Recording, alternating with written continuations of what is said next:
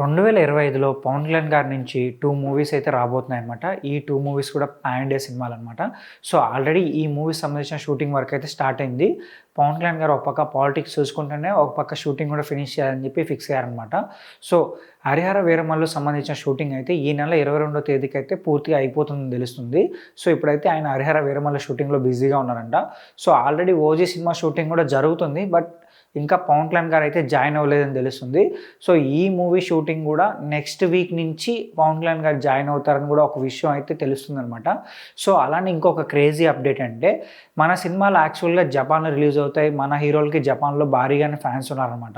రజనీకాంత్ గారు కావచ్చు, అలాగే ఎన్టీఆర్ గారు కావచ్చు, రామ్ చరణ్ గారికి, ప్రభాస్ గారికి, ఇలా జపాన్లో వీరికి చాలా అంటే చాలామంది ఫ్యాన్స్ ఉన్నారనమాట.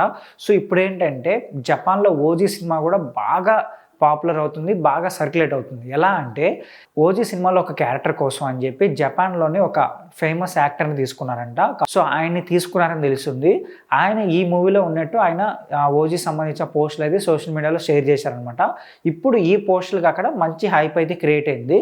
సో, ఆ పోస్ట్ని మన ఇక్కడున్న పవన్ కళ్యాణ్ గారి ఫ్యాన్స్ కూడా కొంచెం రీపోస్ట్ చేయడం కానీ, అలా పోస్ట్ని షేర్ చేయడం కానీ జరుగుతుంది. సో, ఆయనే కాకుండా థాయిలాండ్‌కి సంబంధించిన ఒక ఫేమస్ యాక్టర్ కూడా ఈ మూవీలో ఉండబోతున్నారని తెలుస్తుంది. సో, వీళ్ళిద్దరికి సంబంధించిన షెడ్యూల్ అయితే ఇప్పుడు జరుగుతుందంట.